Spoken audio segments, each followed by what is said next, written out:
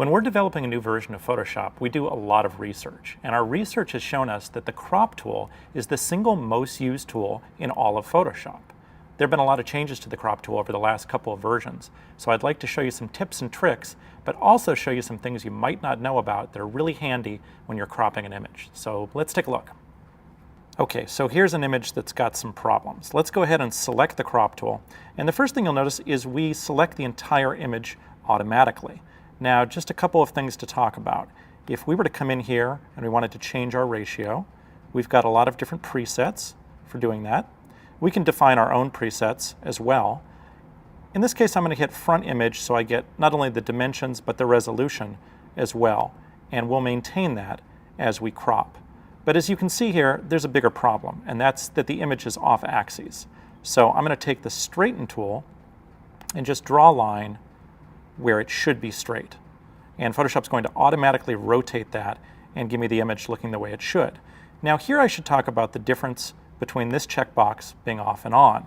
If this is deselected and I commit my crop, when I come back to the crop tool, I'll notice that my full image is still available to me. We've prompted a layer-based workflow so that you can edit your crop after the fact. We saw a lot of people going back and starting all over again, so we promoted a feature that allows you to crop as you like, undo it as you go along. But in this particular case, what I want to do is make this a vertical image, and so being fixed to this orientation isn't going to work. All I need to do is hit clear, and now I can make the image look the way I want it to.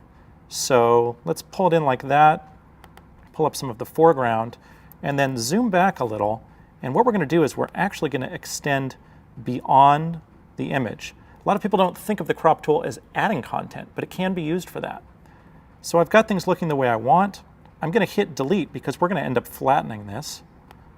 Let's crop and just flatten that layer, and the last thing I want to do here is select that area up top, and I want to fill that.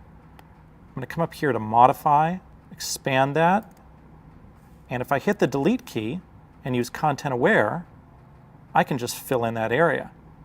So I've done a great job of completely changing my image, straightening it, and even adding content. So the crop tool isn't just for taking away information, it can be for adding it as well.